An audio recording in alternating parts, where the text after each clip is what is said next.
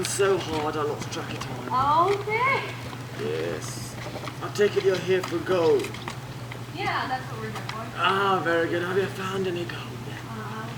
A little bit. Ah, well done, Yeah. well done. Now, do you happen to have any legal representation? Well, it just so happens I'm the barrister. Oh. My name is Joseph Park. Hello. Good afternoon, miss. Are you married to, No. I'm an eligible bachelor. Okay. Yes. I'm just thinking to myself, I should have a video rolling so I could record our conversation about, I'm back. But I'm not gonna, because it's like, I don't want to be doing that. I want to be part of life, and I don't need to record everything in my life. No one gives a shit. Joseph Park, barrister at law. God, I can't do this with you making me laugh. Someone thinks that they're doing something correctly, they don't come for help. But the truth is, I was offered a cabin. We take pride in that, to St. George, that we are probably the cleanest.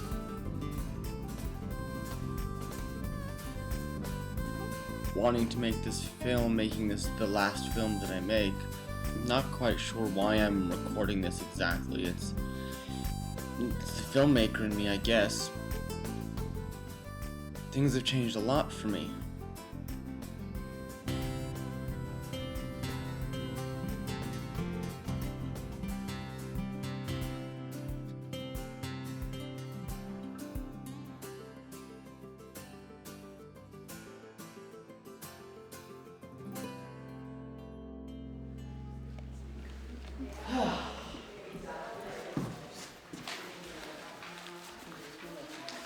Good morning. Welcome to Barkerville. Oh, my name is Tequila. Tequila Mockingbird. And I'm going to be your guide here today. Now, who here has been to Barkerville before? And who hasn't? Excellent. Well, for those of you who have, I hope that you find some of the old things new again. And for those of you who have not, I hope you discover some totally new things about the crown jewel of BC's heritage. For you know, without Barkerville, the British Columbia that we know could have either been annexed to the States or it could have remained a British colony. But I'm sure you're going to understand a lot more as we move through time. Oh, which brings me to my most important point. From the moment that we walk through those doors, you're going to be moving through time. You're going to arrive in Barkerville in the 1870s. But you're not going to remain in the 1870s. Nope. You're going to be following the booms and busts of this gold town throughout the day. Now, you're going to notice on your schedules, there's various things happening in town at different times. But they're also happening at different dates as well. Now, the people that you meet in town are in the times they depict, and they're going to accept you as being in that time as well. You know, they often think of newcomers who are minors that are new to town. So just be aware and by all means play along. You're going to find out some very interesting things. Now, depending on where you go, of course, the interaction will change. Now, you're going to notice that some of the buildings you can go into, others you can look through the windows, and others still present more of an informational approach. But what you witness here is based on historical evidence, which we are constantly upgrading as new evidence is received or research is done. Now, a few quick rules before we get started. If anyone happens to see an animal wander into Barkerville and it's not wearing miner's clothing, it's a wild animal. Please, don't feed it, as corn animals can bite and attack. Even those cute little Columbia ground squirrels out there can bite. Now, for my most important rule of all, if anyone at any time happens to see a bear wander into Barkerville, anywhere in Barkerville, and it's carrying a picnic basket, you let me know. Now also, Barkerville is a museum, and even though we're outside, there's a lot of old dry wood, and we're still inside of a museum, so the only place that we can smoke is over on the creek. Now, this is going to help us to avoid fires and make sure that everyone is comfortable on their stay. And speaking of comfort, rest assured, we do have washrooms here. There's some in this building, uptown at the Phoenix Brewery, most of the restaurants, or if any of you prefer to remain historically accurate, we do have outhouses. If you're confused, feel free to ask. Trust me, I understand. Now, if any of you have any questions at all about anything on the tour, I'd be more than happy to answer them for you at the end of the tour. That way, we can keep on schedule and I don't forget where I am. Where was I? Right.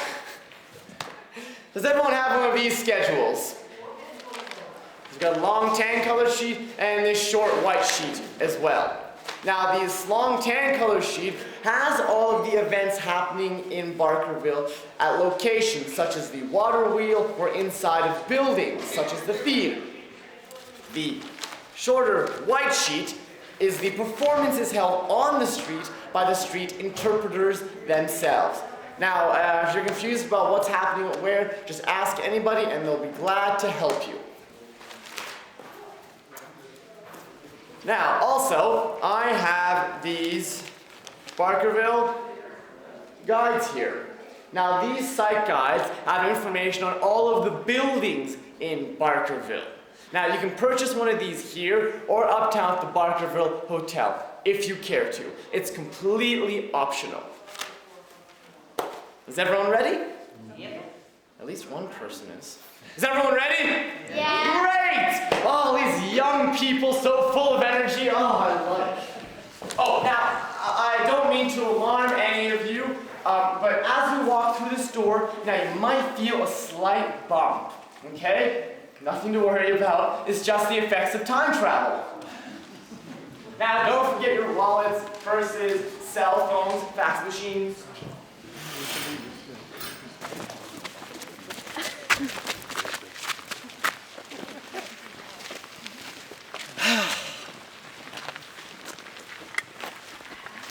Well, looks like we all made it. Now, I don't mean to make any of you nervous, but what happened last month, that was a complete fluke. The doctor said that gentleman's gonna be just fine.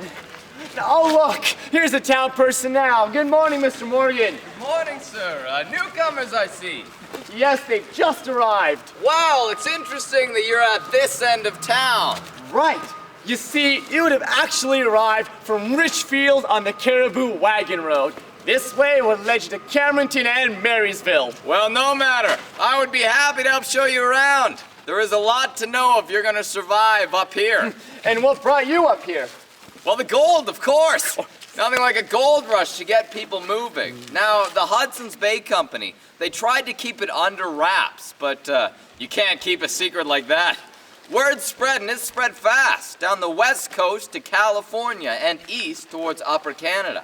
And now with so many Americans flooding into town, James Douglas, chief factor for the Hudson's Bay Company, he grew concerned about annexation, so he claimed this land for the crown. Subsequently, Queen Victoria, she appointed him governor of the colony. Well, the miners have been flooding up ever since, following the Fraser and its tributaries right here to Williams Creek. But for more in-depth explanation, I would speak to Miss Playfair and her boys up at the Sheepskin Claim. Well, there's a lot to see, and I'm sure you'd all like to get settled in, so we should really be on our way. Oh, yes. Well, just over here is the El Dorado Claim. This is where you can learn to gold pan. They also rent umbrellas. Now, just over here to your left, this yellow house is the Trigulus family home. Now, the house was originally located near the Reduction Works, where the Government Hill Campground is located today. Well, Fred and his wife moved the house here in 1905, and the family held it for a very long time. But they've recently donated it to Barkerville, and we have restored it to what it could have looked like in the 1930s using some of the artifacts donated by the family. No, good trying, P-Pop. This is a gold rush, not a gold Donald. Well, we better do as he says.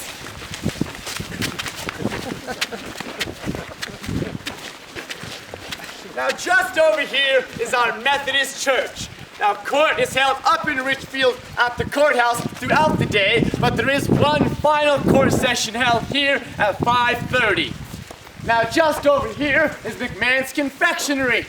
If you find yourself missing your children or your significant other, check here. Now, seeing as you have just arrived, you're likely in need of a place to stay, especially seeing as you aren't carrying all that much with you. May I suggest Mrs. Parker's boarding house? She offers very reasonable rates, just $12 a week for bed and board. It is a well-equipped boarding house with all of the modern conveniences. Why, it even appears she has recently installed some caribou-sized mosquito netting. Keeps the big ones out. Yes, the mosquitoes up here can get quite large. Why, in fact, I was down at the campground the other day, and I overheard one gentleman say to the other, "Hey, can you brush this mosquito off my chest?" To which the second responded, "Brush it off yourself." To which the first replied, "I can't. He's got both my arms pinned down." What are you talking about? Well, the size of the mosquito. Let's move along, Okay. This is the St. Xavier's Anglican Church. Yes, it's become a great image of Barkerville. Yes, I suppose it has made an impression, as it has just recently opened. Reverend Reynard acquired the lot in 1869. Shortly after he arrived in 1868, he used to actually hold his services in the saloon. Needless to say, the Reverend has had difficulty getting minors into the doors of the church. But as Church Institute nights, they've proven to be quite popular. They even happen on occasion to the present day. You have such an interesting way of putting things. Thank you. Well, the church is owned and operated by the Diocese of the Caribou of the Anglican Church of Canada. Just over here is our schoolhouse. Now, our school teacher will be happy to teach anyone who is at all interested in learning. Classes will be held throughout the day. However, if you are planning on attending, I would ask that you are prompt and well scrubbed. Tardiness will not be tolerated.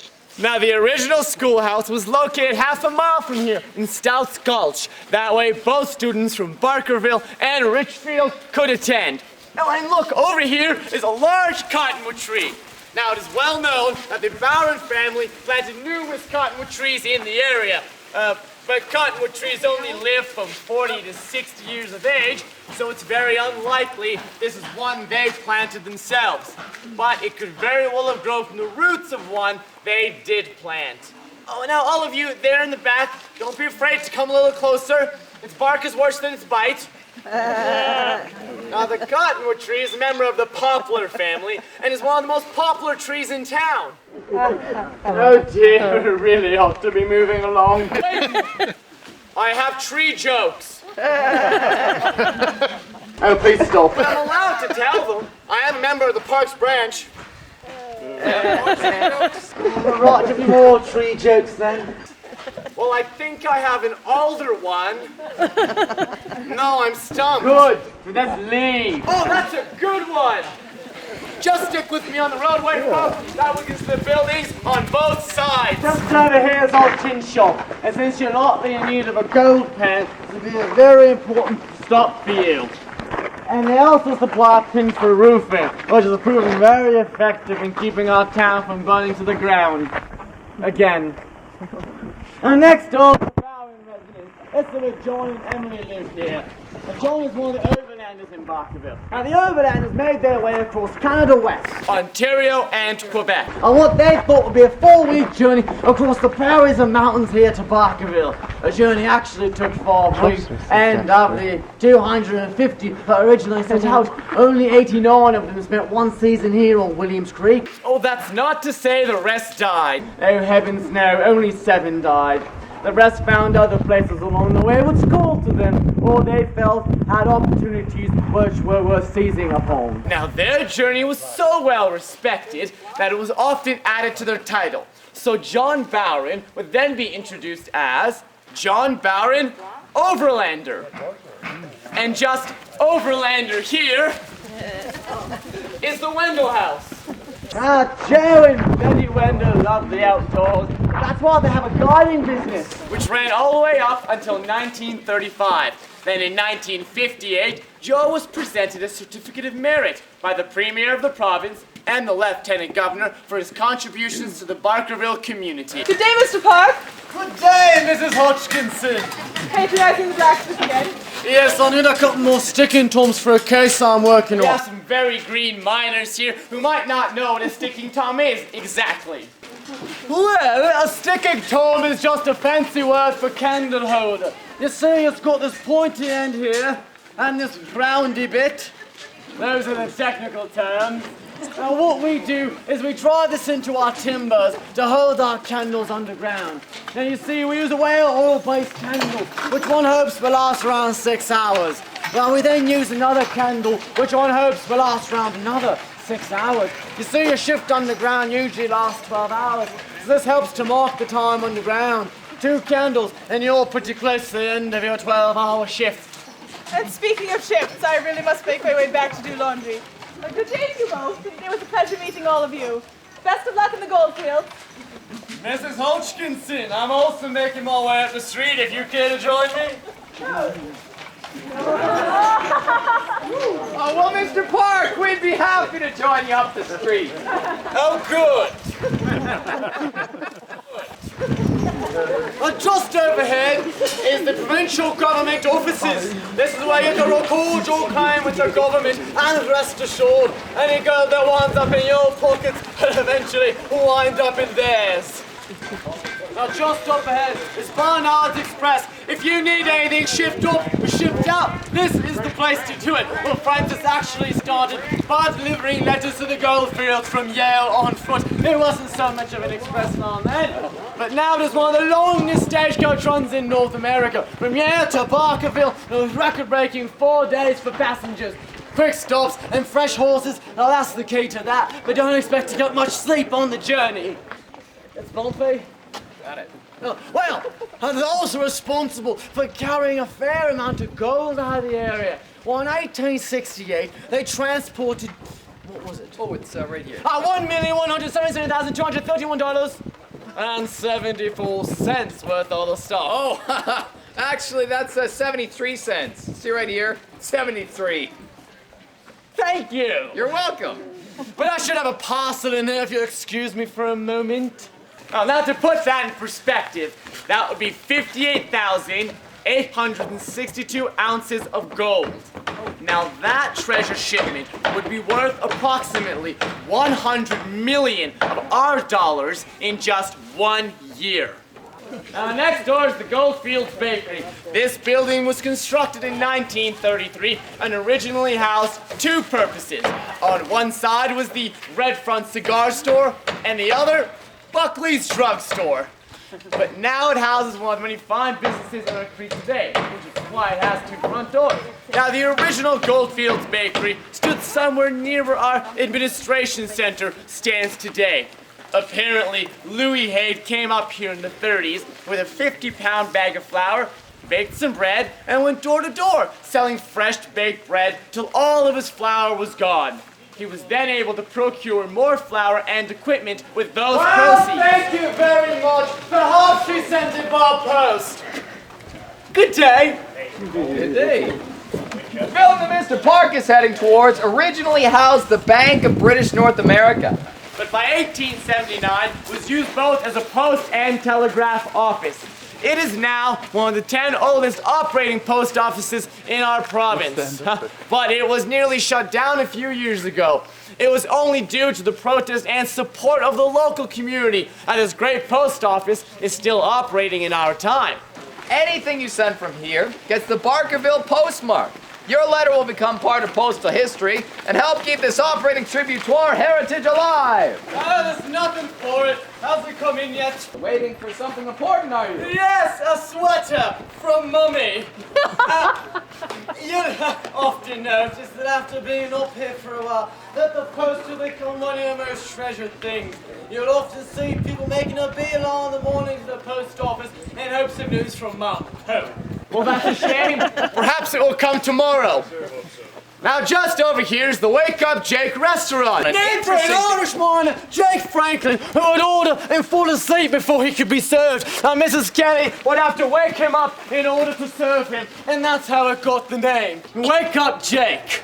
Really? Yes. Sounds fishy to me. It's not. He wasn't also working at the Wake Up Jake claim, was he? What? That was in this location before they built the restaurant. Regardless of how true Mr. Park's story is, the Wake Up Jake is another one of the operating businesses here in town. It's not on my documents. Just next to it, you will see a small signpost. Now this is the previous site of the Adler and Berry Saloon, on which September 16th started the Great Fire of 1868. Oh, that was something to see. In fact, I heard it from Frederick Darley, who heard it from an eyewitness that it was started by a miner trying to steal a kiss from one of the dancing girls. And in the ensuing struggle, they knocked a stovepipe loose and sparks flew. Figuratively and literally. Well, this ignited the canvas ceiling, and in less than 2 minutes, the whole building was ablaze. Luckily, people managed to get 50 kegs of blasting powder down a dry mine shaft. Well, it's very unlucky. I'll be standing here talking to you today. But even still, 5-gallon oil tins were exploding all over town, sending blankets and bedding hundreds of feet into the air. People were grabbing what they could and taking it as far away from the flames as possible. Now some went back for more. Other unscrupulous people stole what they had left in safety. But in a matter of hours, most of our town had burnt right to the ground. But we didn't sit back on our ashes. Reconstruction began immediately, but lumber that had cost $80 per 1,000 board feet now cost $125. But even still, in less than 1 week, we already had 20 buildings rebuilt. Now next door is Mr. Moses' hair salon. Now Mr. Moses was born on the Isle of Grain or the Grand Cayman Islands as a British citizen, and later on moved to California. Now, in the early 1850s, there was great concern that slavery was coming to California, and there were many articles written in some of the black newspapers, and plans were made to leave. Now, James Douglas at the time was struggling to find laborers to help build the barracks for the men trying to establish the border between the United States and this British colony. He also needed more citizens to form a strong and loyal base for the crown. So he extended an invitation to this group of people with the promise of freedom and land in exchange for loyalty. Well, 65 of them rented a boat called the Commodore, and they were ready to set sail. However, the captain needed more seats sold, so he put out advertisements promoting these gold fields, and it was those promotions that really got this gold rush booming. Now, Mr. Moses was one of 3 men who had an interview with James Douglas, and he told them they could buy land at 20 shillings an acre, but had to stay for 7 years and swear an oath to the crown. Mr. Moses was instrumental in helping 300 to 400 black families emigrate from the United States to this British colony. But around here, he's most well known for his hair invigorator. Why, it works a miracle. In fact, I use it every day, and I used to be as bold as a cue ball. Now look at me. Huh? Look at me. Just look at me! Oh dear. Mr. Park! Mr. Park! Yes! Alright, but if it's something other than your hair that ails you, you might want to see Dr. Watt. He is one of the numerous physicians here on the creek, and we certainly need them. Mining disasters, caving, and influenza. Now, in 1863, there was a horrible typhoid fever outbreak. Now, with so many people on the creek and not the best of sanitation conditions, sewage made its way into our creek where we get our drinking water from. So we wound up having to build wooden water pipes. Now this run over our streets into the spring on the hillside, which run back over our streets to fill up barrels in the back streets for people to fill up their water buckets from. Now that typhoid fever outbreak led to a meeting on July 22nd where it was resolved that a hospital was in order. Now another doctor on the creek was Dr. Carroll, and he was the representative of the Caribou on the Legislative Council in 1868. And in 1871, he was appointed one of the first provincial senators. And he may have also proposed the idea of celebrating Dominion Day, which we all celebrate as Canada Day. Now, after going to the doctor's office, he might send you over to J.P. Taylor's drugstore to get your prescriptions filled. However, the ingredients on the bottle may seem more like something you would find at a modern-day herbalist with a few very choice ingredients.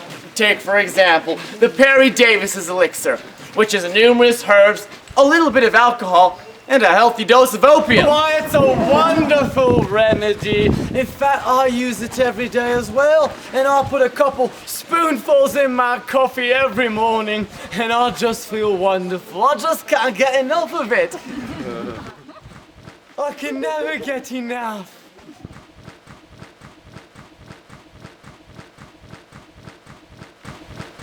Let's move along, shall we? Keep your children close. This clearance where we often meet for discourses throughout the day.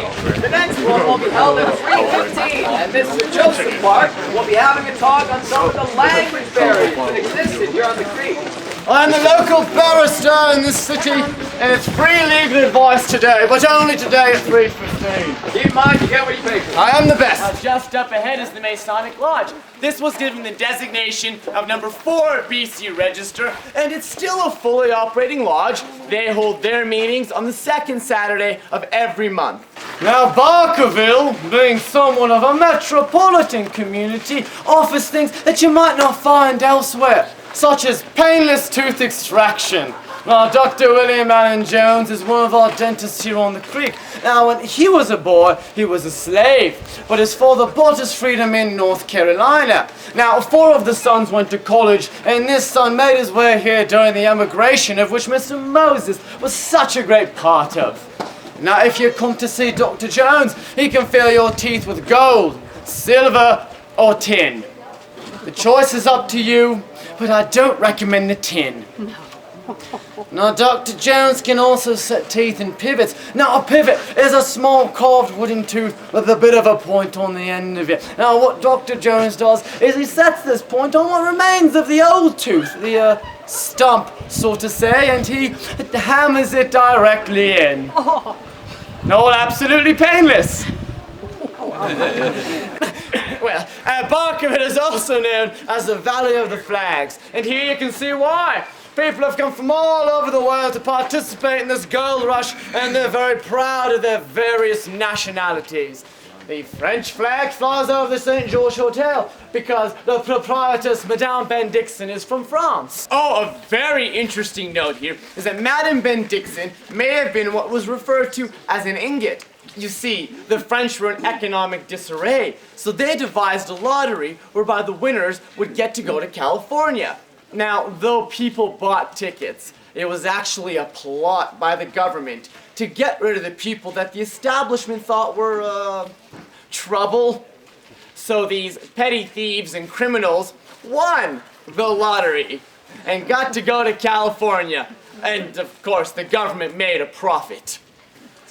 Now, we can't say for sure whether Madame Bendixen was one of those people sent over, but her arrival in California does seem to coincide with the timeline. Fascinating! Oh, speaking of California, the American flag flies over the House Hotel, the Swiss flag flies over L.A. Blanc's photographic gallery in the studio, and the new German Republic flag flies over Louis Vile's shoemaker's shop. Now, Mr. Vile is a very proud Russian, as Russia has recently joined with Germany. Mr. Wild is also our shoemaker here in the city. And boots are very important to miners up here, especially the gummed rubber ones. And they're very expensive.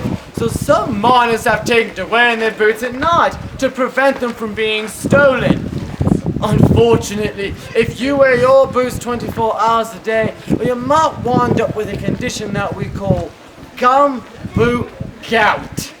Now, what will happen is your foot will begin to rot inside of your boot. It will swell so much that you won't be able to remove the boot. You might have to go to the doctor's office to have it surgically removed.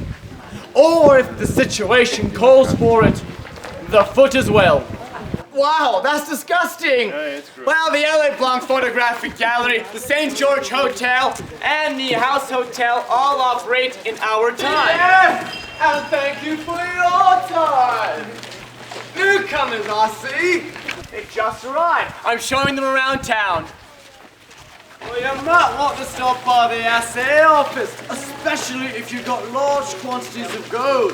You see, it is the assay office where they can test the purity of both placer gold and ore. And tell us, what is the difference between placer gold and ore? Well, placer gold is your nugget or fine gold. It is unearthed by glaciation and redeposited by erosion into the creeks and rivers, whereas ore is found in hard rock and is mined from the source itself.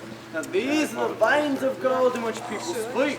It is also the assay office where you can have your gold melted down to bricks for transportation sales. I'm sorry, but I must be off. It seems that J.P. Taylor has finally opened that drugstore. Good day. Good luck on that! So I see you're fresh to this gold rush. Well, I'll tell you something. If you really want to make money in this gold rush, you might want to be the person supplying the goods. Why, I've heard tell of miners coming up here with nothing in their pockets but candles in the early rush, knowing they're in such short supply and are selling at such a profit, they were then able to purchase their goods and supplies. The merchants here were and are essential to this gold rush. People are often under the illusion that one can simply just head out and hunt for all you need. But if you're planning on mining, you're not going to have all that much time for that sort of thing. You see, goods have to be shipped up from all over the world, and since we are at the end of the road, quite literally, goods are very expensive, but not nearly as bad as before we had the Caribou wagon road put in. Before then, items had to be trailed up on foot, adding to their cost and the time taken to receiving the said items. It's like the oil fields of our time. Lots of money to be made, but the expenses are quite high. Pardon? Whale oil fields. Right. Well, it could take up to a month to get the items up here. By 1861, the government finally realised in order to fully develop the mining area, a road had to be built. Well, the Caribou Wagon Road was built under the direction of the Royal Engineers. And by 1863, a fair portion of the road had been completed, but the final stretch between Richfield and Barkerville was not completed until 1865. Now, the BX Express has a fast freight team which can bring your parcels of 50 pounds or more up in 14 days at a rate of 25 cents per pound. All of this, of course, gets added to the cost. And seeing as there isn't too much competition up here, the merchants can charge what they like. It's what the market will bear. But saying that, this is a gold rush and money is no object. So you will be purchasing goods, which brings us to the mercantile district of Barkerville. You can resupply at the Kelly General Store, across the way at C. Strauss, Old Mason and David, which is where the Hudson's Bay Company had their first original Barkerville location. And C. Strauss is where the Oppenheimer Group had one of their first stores. All of the businesses on this side of the street are in full operation, including A. McPherson's watchmaker and jeweler. Now, next to the Kelly General Store, you will find the Barkerville Hotel, which is a great place to spend the night or play a game of snooker. It presently houses the Friends of Barkerville, who are essential to the well-being of this historic site. Feel free to pay them a visit. They've got memberships available and can tell you a lot more about the area. Now, you may have noticed that I'm somewhat elevated in my position, and no, I'm not speaking on my social status, whatever the case may be. No, I'm speaking of how the buildings are elevated. You see, the road which you're standing on is the original creek bed of Williams Creek. Now, they diverted the water upstream from here so they could mine this land. And in 1863, the Royal Engineers surveyed the land, businesses were able to purchase it, and thus our Main Street came into being. However, there is still a fair bit of mining activity happening upstream from here, which includes hydraulic mining.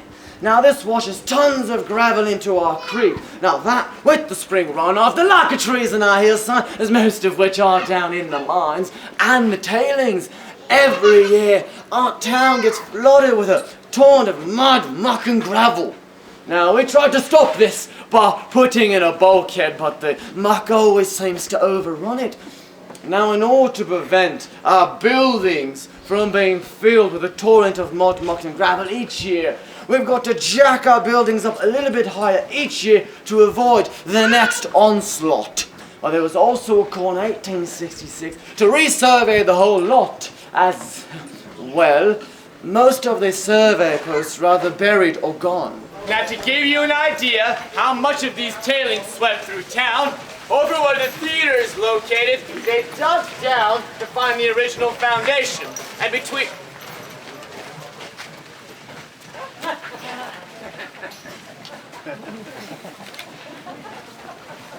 Now, between 18 and 20 feet, they found a layer of ash, presumably from the Great Fire, and then the original foundation. Now speaking of fires, as a community blessed with hindsight, we decided to construct the Williams Creek Fire Brigade Hole.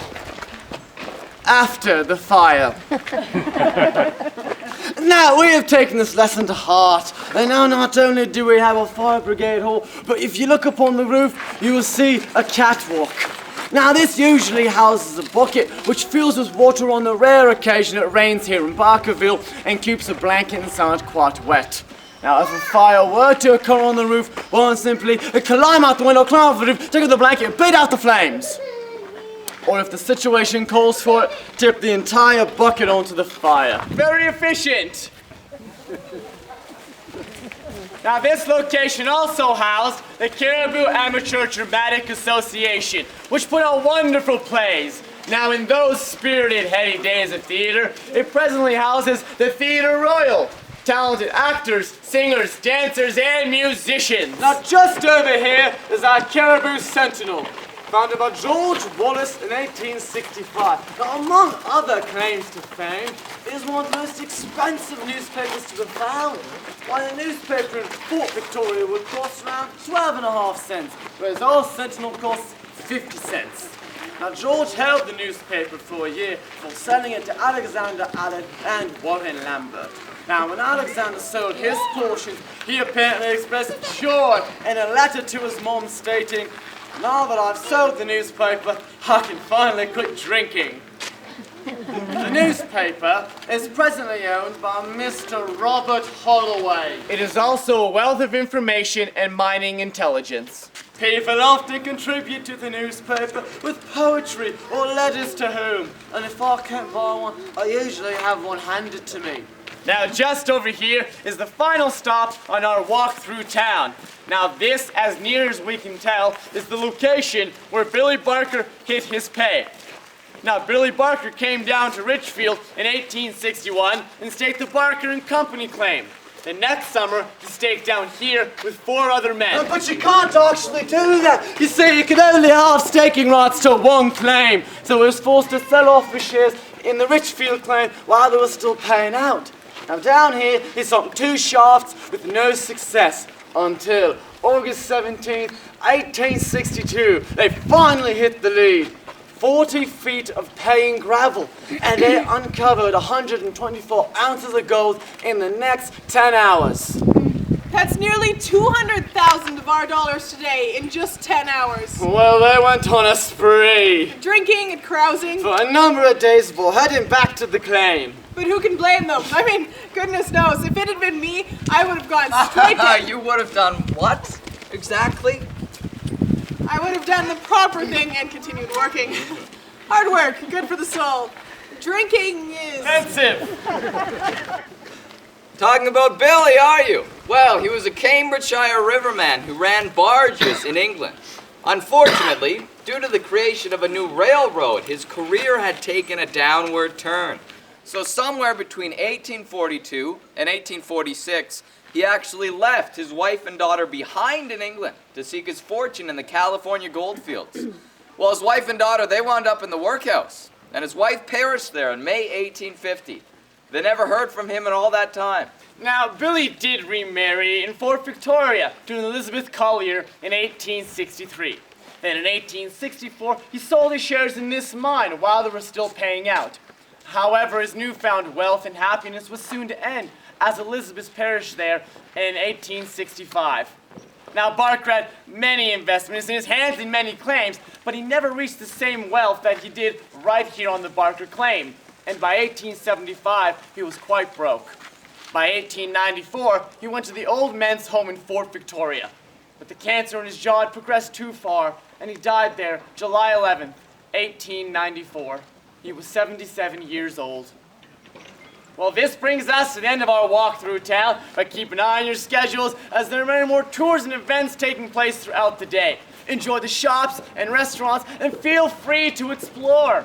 Now, if any of you have any questions, we'll be happy to stick around and answer them for you, or even pose for any pictures. Otherwise, enjoy the rest of your day, and thank you for joining us in Barkerville. Well done.